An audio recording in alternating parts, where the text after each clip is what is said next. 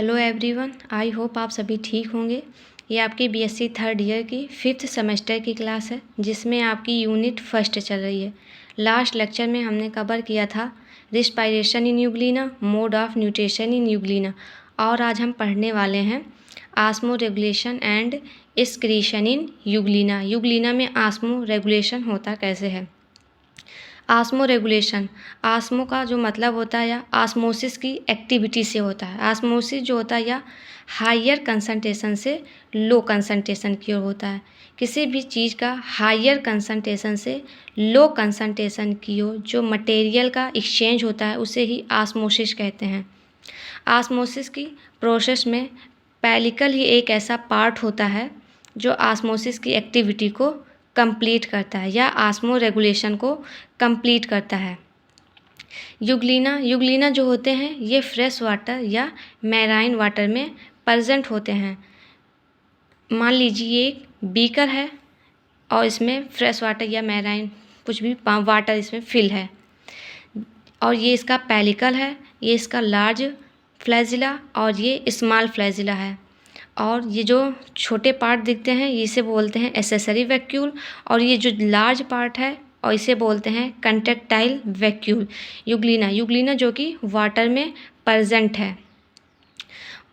Euglena में जो pellicle होता है या वाटर जो है वह पेलिकल से इंटर करता है और यूग्लिना की बॉडी में चला जाता है। जब यूग्लिना की बॉडी में वाटर का अमाउंट इंक्रीज़ करता है तो यूग्लिना की जो बॉडी होती है उसकी शेप एंड साइज और ग्रोथ, शेप एंड साइज भी इंक्रीज कर जाती है और ग्रोथ भी बढ़ जाती है यूग्लिना की। जब यूग्लिना में वाटर का अमाउंट बहुत ज़्यादा या इंक्रीज़ हो जाता है तो इसमें एक एसेसरी वैक्यूल होते हैं जो साइटोप्लाज्म से, ये जो डार्क दिख रहा है ये साइटोप्लाज्म है, साइटोप्लाज्म से वाटर को एब्जॉर्ब करते हैं। एसेसरी वैक्यूल जो होते हैं ये साइटोप्लाज्म से वाटर को एब्जॉर्ब करते हैं और जो एसेसरी वैक्यूल होते हैं ये कंट्रैक्टाइल वैक्यूल को, इस पार्ट को ट्रांसफ़र करते हैं। कंट्रैक्टाइल वैक्यूल जो होते हैं ये वाटर को आगे ट्रांसफ़र करते हैं। ये इसमें एक साइटोस्टोम होता है जिसे माउथ पार्ट कहते हैं, जो कंट्रैक्टाइल वैक्यूल होता है या वाटर को साइटोस्टोम या माउथ पार्ट में ट्रांसफ़र करता है और जो वाटर होता है वह माउथ पार्ट से होते हुए बाहर निकल जाता है। आस्मो रेगुलेशन की जो प्रोसेस होती है इंडोमिसेस होती है।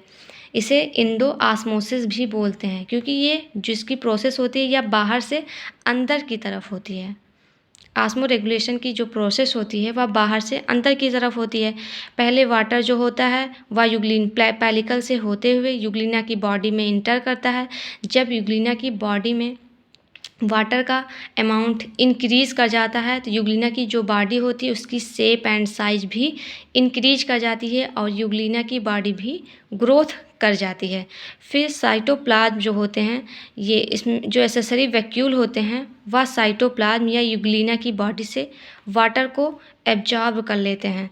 जब एसेसरी वैक्यूल वाटर को एब्जॉर्ब करते हैं तो ये कंट्रैक्टाइल वैक्यूल को वाटर ट्रांसफ़र करते हैं। फिर कंट्रैक्टाइल जो वैक्यूल होते हैं ये वाटर को आगे ट्रांसफ़र करते हैं।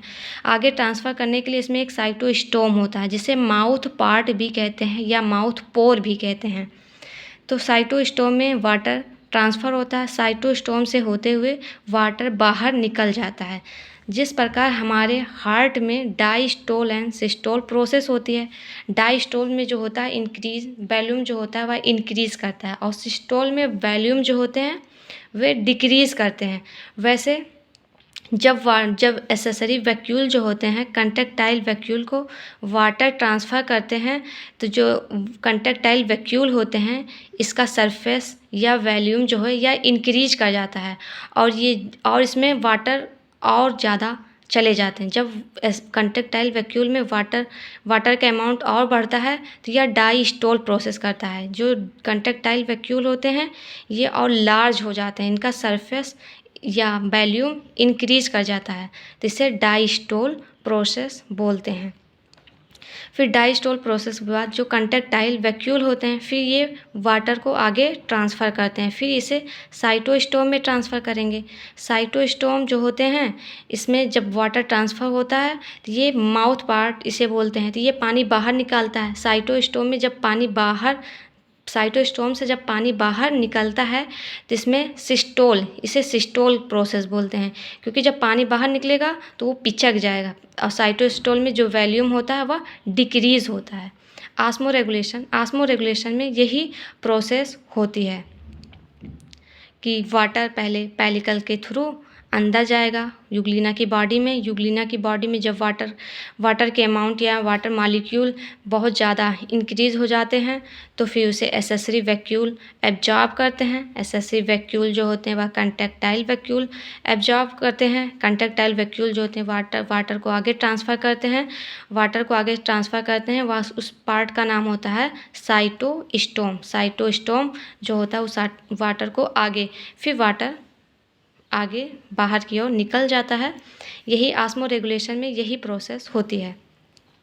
आस्मो रेगुलेशन में जो पार्ट का सबसे ज़्यादा रोल होता है वह कंट्रैक्टाइल वैक्यूल ही होते हैं। कंट्रैक्टाइल वैक्यूल का ही ज़्यादा रोल होता है आस्मो रेगुलेशन में। आई होप आपको ये क्लियर हो गया होगा। देखिए, water इंटर्स in body through, water जब इंटर करता है बॉडी के अंदर तो उसे इंडो आस्मोसिस कहते हैं। इंडो आस्मोसिस जो होते हैं जब वाटर कोई भी चीज़ बाहर से अंदर की तरफ जाएगी। डिफिनीशन है, removal of excess water from the body of Euglena is called osmoregulation. जब एक्सेस वाटर को रिमूव किया जाता है, बाहर निकाला जाता है, हटाया जाता है फ्रॉम बॉडी से ऑफ यूग्लिना की इज कॉल्ड आस्मो रेगुलेशन। उसे आस्मो रेगुलेशन कहते हैं। Euglena successive of diastole and systole of contractile vacuole during excretion and osmoregulation. Contractile vacuole में ही डाइस्टोल एंड सिस्टोल होता है जब एक्सक्रीशन एंड आस्मो रेगुलेशन होता है। फिर हम जानेंगे एक्सक्रीशन होते क्या है। एक्सक्रीशन जो है ये यूग्लिना जो होते हैं ये अमीनोटैलिक होते हैं, मतलब जब इसमें कैटाबोलिक एक्टिविटी होती है तो ये नाइट्रोजेनिक मटेरियल या नाइट्रोजिनस कंपाउंड बनाते हैं। अमोनिया जो होते हैं ये अमीनोटैलिक होते हैं। जब इसमें कैटाबोलिक एक्टिविटी होती है तो ये नाइट्रोजिनस कंपाउंड, नाइट्रोजेनिक या नाइट्रोजिनस कंपाउंड बनाते हैं। अमोनिया की पूरी बॉडी में जो होती है कैटाबोलिक एक्टिविटी होती है। मेटाबोलिक के अंतर्गत कैटाबोलिक एक्टिविटी होती है। कैटाबोलिक और मेटाबोलिक एक्टिविटी जो होती हैं ये सेम होती हैं, क्योंकि मेटाबोलिक एक्टिविटी होती है इसके दो प्रोसेस होते हैं। एक को बोलते हैं कैटाबोलिक और एक को यूग्लिना।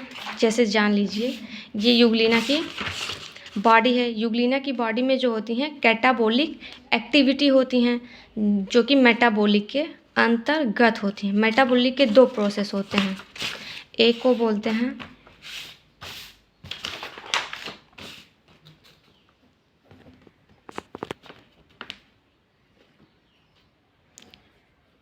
कैटाबोलिक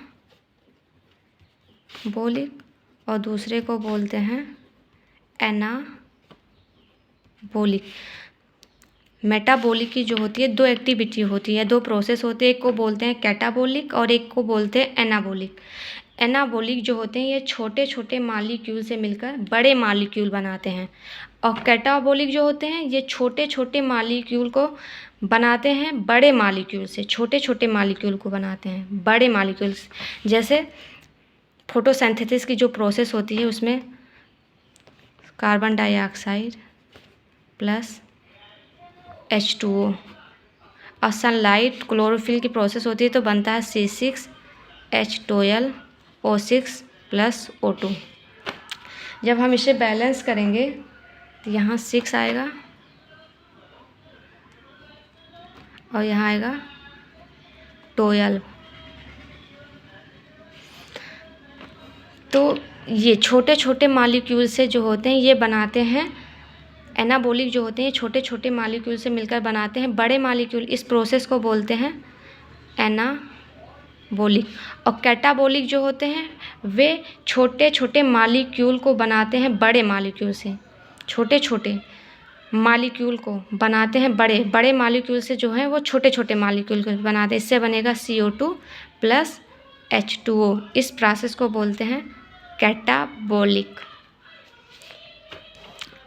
यही प्रोसेस होते हैं मेटाबॉलिक। मेटाबॉलिक जो होते हैं इसकी दो प्रोसेस होती हैं, एक को बोलते हैं कैटाबॉलिक, एक को बोलते हैं एनाबॉलिक। एनाबॉलिक जो होते हैं छोटे छोटे मालिक्यूल को मिलाकर बड़े मालिक्यूल बनाते हैं, छोटे छोटे मालिक्यूल को मिलाकर बड़े मालिक्यूल बनते हैं, इसको बोलते हैं एनाबॉलिक। और जो कैटाबॉलिक होते हैं ये छोटे छोटे मालिक्यूल को बनाते हैं बड़े मालिक्यूल, अपोजिट। इस प्रोसेस को बोलते हैं कैटाबॉलिक। फिर एक्सक्रीशन में जो होते हैं ये भी ऑस्मो रेगुलेशन एंड एक्सक्रीशन जो होते हैं सिमिलर ही होते हैं। ऑस्मो रेगुलेशन में भी कंट्रैक्टाइल वैक्यूल जो होते हैं वही पार्ट भाग लेते हैं, और एक्सक्रीशन में भी कंट्रैक्टाइल वैक्यूल का ही बड़ा रोल होता है। क्योंकि जब ऑस्मो रेगुलेशन में वाटर अंदर जाता है तो उसमें कुछ वेस्ट पदार्थ भी अंदर जाते हैं। तो जब हम जैसे हमारे ह्यूमन बीइंग में जो वेस्ट होते हैं वे स्किन के थ्रू, पसीने के थ्रू वेस्ट मटेरियल जो होते हैं वे बाहर निकल जाते हैं। वैसे ही यूग्लिना में एक्सक्रीशन में कंट्रैक्टाइल वैक्यूल से अमोनिया, जो यूग्लिना होते हैं ये अमीनोटैलिक होते हैं, तो यूग्लिना में जो होता है कंट्रैक्टाइल वैक्यूल से अमोनिया निकलता है NH3। इसीलिए इसे अमीनोटैलिक एनिमल भी बोलते हैं। यूग्लिना को इसीलिए ही अमीनोटैलिक एनिमल बोलते हैं।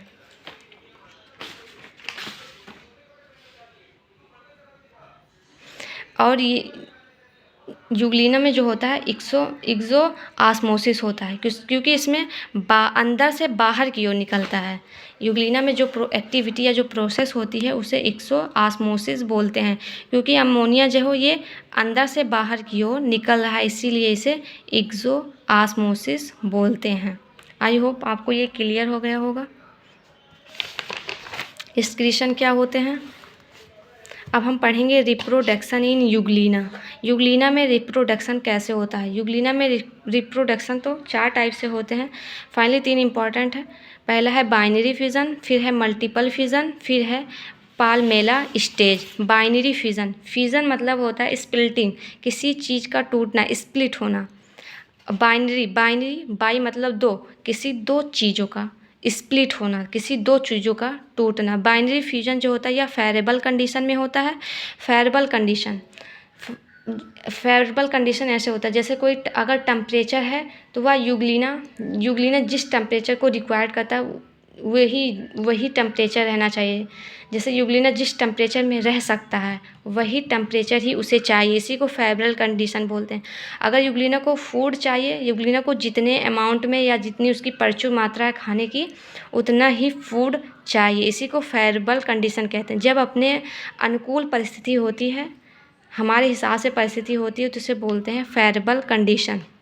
और बाइनरी फ्यूजन जब किसी 2 चीज़ का टूटता है, तो इसमें ये है यूग्लिना जो है ये 2 सेल में टूट रही हैं। ये कैसे टूटती हैं।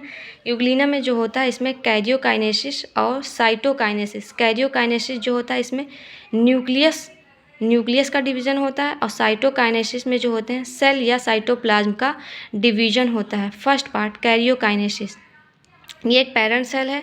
पहले कैरियोकाइनेसिस जो होते हैं cell elongated nucleus start to split. जो कैरियोकाइनेसिस होता है या माइटोसिस होते हैं, माइटोसिस के 4 पार्ट होते हैं। फर्स्ट पार्ट होता है prophase, metaphase, anaphase, telophase. Karyokinesis में माइटोसिस होता है और माइटोसिस के 4 पार्ट होते हैं। फर्स्ट पार्ट होता है prophase, second metaphase, third anaphase, fourth जो होता है वह टीलोफेज होता है।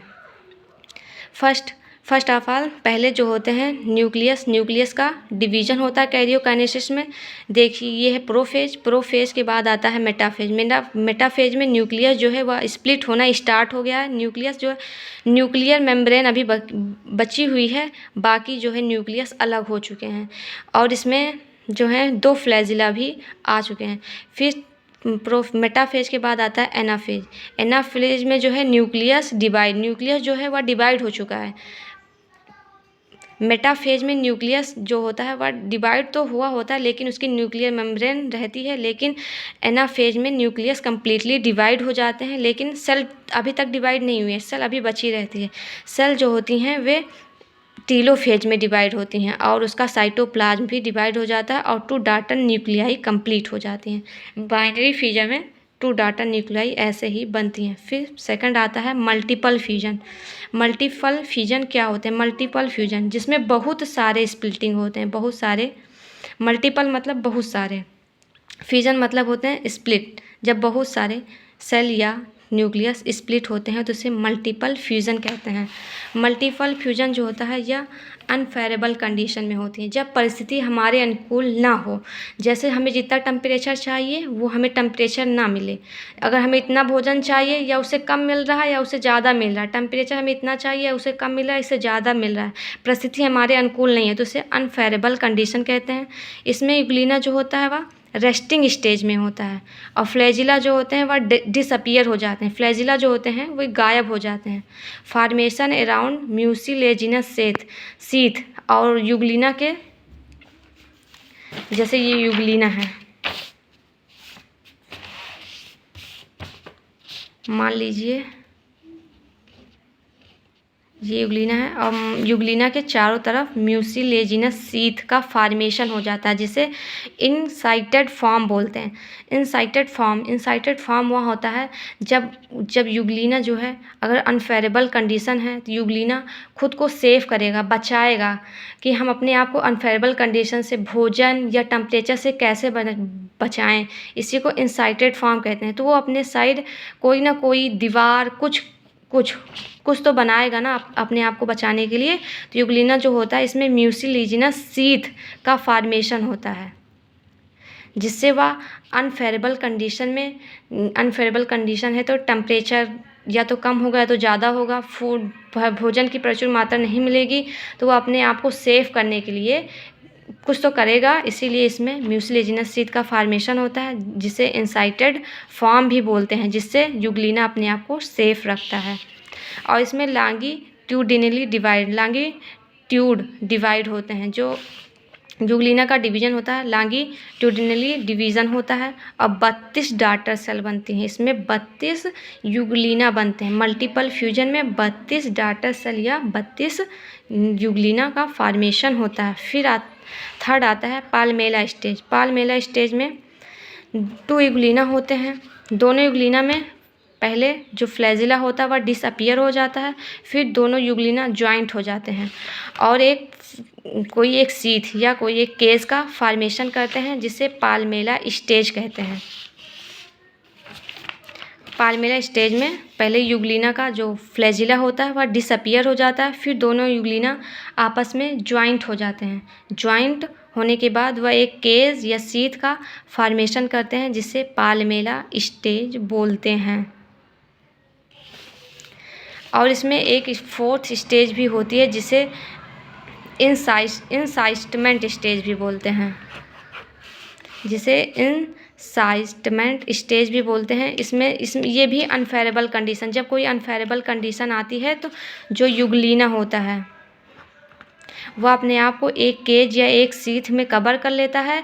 तब तक वो कवर करे रहता है जब तक कोई फेवरेबल कंडीशन नहीं आती है, जब तक टेम्परेचर या जब तक उससे सब चीज़ सही या नॉर्मल नहीं हो जाता है तब तक वो उसी में केज में बंद रहता है। फिर वह जब फेवरेबल कंडीशन आती है तो वह उस केज से निकलता है और फिर उसका डिवीज़न होता है। इसे ही इनसाइटमेंट स्टेज बोलते हैं।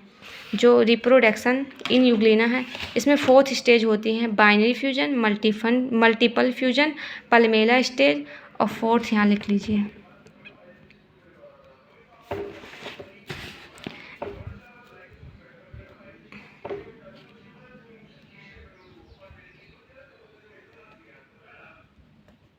Incitement stage.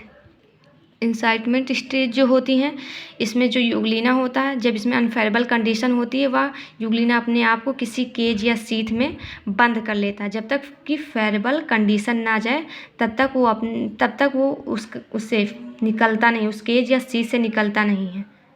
यही है रिप्रोडक्शन इन युगलिना। एक बार हम आपको रिवीजन करा देते हैं शुरू से। आज का टॉपिक था osmo regulation and excretion in Euglena. Osmosis पहले था। ऑस्मो रेगुलेशन का मतलब जो है या ऑस्मोसिस से है। ऑस्मोसिस जो होता है या हायर कंसंट्रेशन से लो कंसंट्रेशन की ओर किसी जो मटेरियल का एक्सचेंज होता है उसे ही ऑस्मोसिस कहते हैं। जो युगलिना होते हैं वे वाटर में या फ्रेश वाटर या मैराइन वाटर में प्रेजेंट होते हैं। तो मान लीजिए ये एक बीकर है और इसमें वाटर फिल है। जो पेलिकल होती हैं, पेलिकल ही एक ऐसा पार्ट है जो ऑस्मोसिस की एक्टिविटी को कंप्लीट करता है यानी कि ऑस्मो रेगुलेशन की एक्टिविटी को कंप्लीट करता है। वाटर जो होता है वह पेलिकल से होते हुए युगलिना की बॉडी में इंटर कर जाता है। जब युगलिना की बॉडी में वाटर मॉलिक्यूल या वाटर के अमाउंट बहुत ज़्यादा मात्रा में इंक्रीज कर जाते हैं तो युगलिना का जो शेप एंड साइज होता है वह भी इंक्रीज कर जाता है और युगलिना की जो बॉडी होती है वह भी ग्रोथ कर जाती है।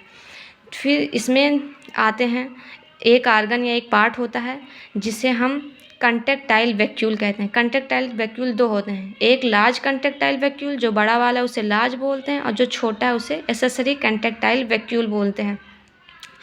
एक्सेसरी कंट्रैक्टाइल वैक्यूल जो होता है वह युगलिना की बॉडी से या साइटोप्लाज्म से, ये जो डॉट है ये साइटोप्लाज्म है, युगलिना की बॉडी या साइटोप्लाज्म से वाटर को एब्जॉर्ब करता है। वाटर को एब्जॉर्ब करके वह वाटर कंट्रैक्टाइल वैक्यूल में ट्रांसफ़र करता है। कंट्रैक्टाइल वैक्यूल जो होते हैं, जब कंट्रैक्टाइल वैक्यूल में वाटर इकट्ठा हो जाते हैं तो वे साइटोसोम में ट्रांसफ़र करते हैं। साइटोस्टोम जो होते हैं या माउथ पार्ट होता है, माउथ पार्ट जो होता है या वाटर को बाहर की ओर निकाल देता है। इसी कंट्रैक्टाइल वैक्यूल में ही डायस्टोल और सिस्टोल की प्रोसेस होती हैं। डायस्टोल जो होता है या कंट्रैक्टाइल वैक्यूल की सरफेस या वॉल्यूम को इंक्रीज कर देता है। जब सरफेस और वॉल्यूम इंक्रीज करेगा तो और अमाउंट में वाटर कंट्रैक्टाइल वैक्यूल के अंदर जाएंगे। तो जब कंट्रैक्टाइल वैक्यूल से वाटर बाहर निकलते हैं तो या साइटोस्टोम में जाते हैं। साइटोस्टोम से बाहर पानी निकलते हैं तो उसमें सिस्टोल होता है। सिस्टोल में जो होते हैं, जब सिस्टोल में यह सिकुड़ता है, जब सिस्टोम से पानी निकलेंगे तो वह सिकुड़ जाएगा। जब सिकुड़ेगा तो उसे बोलते हैं सिस्टोल। और डायस्टोल में जब वाटर ज़्यादा अमाउंट में आएंगे तो वह फैलेगा, जब वो फैलेगा तो उसे बोलते हैं डायस्टोल। यही है ऑस्मो रेगुलेशन की प्रोसेस। यही प्रक्रिया बार बार चलती रहती है। और एक्सक्रीशन जो होते हैं, युगलिना जो होते हैं ये अमीनोटैलिक होते हैं या अमोनिया। युगलिना जो होती है या अमोनिया की पॉटी करते हैं, इसीलिए इसे अमीनोटैलिक या जो अमोनिया होता है या सिक्रेटरी मटेरियल होते हैं, ये शरीर से बाहर निकलने वाले मटेरियल होते हैं। जब ऑस्मो रेगुलेशन की प्रोसेस होती है, वाटर शरीर के अंदर जाता है तो उसमें ना कुछ वेस्ट पदार्थ तो जाएंगे ही। तो कुछ पदार्थ जैसे हमारे पसीने के थ्रू बाहर निकलते हैं, वैसे वाटर के थ्रू कुछ लिक्विड के फॉर्म में कंट्रैक्टाइल वैक्यूल से ऑस्मो रेगुलेशन के प्रोसेस से बाहर निकल जाते हैं। लेकिन कुछ जो बच जाते हैं वे सिक्रीशन के माध्यम से बाहर निकलते हैं। फिर सिक्रीशन की प्रोसेस भी जो है वह कंट्रैक्टाइल वैक्यूल ही करता है। वह फिर एक्सेसरी वैक्यूल जो होती हैं वह युगलिना की बॉडी से जो वेस्ट पदार्थ होता है उसे एब्जॉर्ब करती हैं, फिर उसे कंट्रैक्टाइल वैक्यूल में ट्रांसफ़र करती हैं। कंट्रैक्टाइल वैक्यूल जो होता है वह साइटोस्टोम में ट्रांसफ़र करता है, फिर साइटोस्टोम से वह बाहर निकलती है। कंट्रैक्टाइल वैक्यूल से जो होता है अमोनिया जो है वह ट्रांसफ़र होता है। इसीलिए युगलिना को अमीनोटैलिक एनिमल भी बोलते हैं। इसमें जो होती हैं कैटाबोलिक एक्टिविटी, एक्सक्रीशन, युगलिना में कैटाबोलिक एक्टिविटी होती हैं। मेटाबोलिक के अंतर्गत मेटाबोलिक जो होती हैं इसमें दो प्रोसेस होती हैं, एक को बोलते हैं एनाबोलिक, एक को बोलते हैं कैटाबोलिक। जैसे हम आपको बता चुके हैं कैटाबोलिक और एनाबोलिक में डिफरेंस क्या है। फिर आता है रिप्रोडक्शन इन युगलिना। युगलिना में रिप्रोडक्शन कैसे होता है, एक होता है बाइनरी फ्यूजन, एक होता है मल्टीपल फ्यूजन, एक होता है पल्मेला स्टेज और एक होता है इंसाइटमेंट स्टेज। बाइनरी फिजन में स्प्लिटिंग होती है। जब किसी दो चीज़ों का टूटती हैं तो उसे बाइनरी कहते हैं। मल्टी फ्यूजन में कोई ढेर सारी चीज़ें टूटती हैं। अब पैल्मेला स्टेज में पैल्मेला स्टेज में दो युगलिना होती हैं और उसका फ्लैजिला जो होता है वह डिसअपियर हो जाता है। फिर दोनों फ्लैजिला एक साथ ज्वाइंट हो जाती हैं। ज्वाइंट होने के बाद वह एक केज या एक सीट बना लेते हैं जिसे पैल्मेला स्टेज बोलते हैं।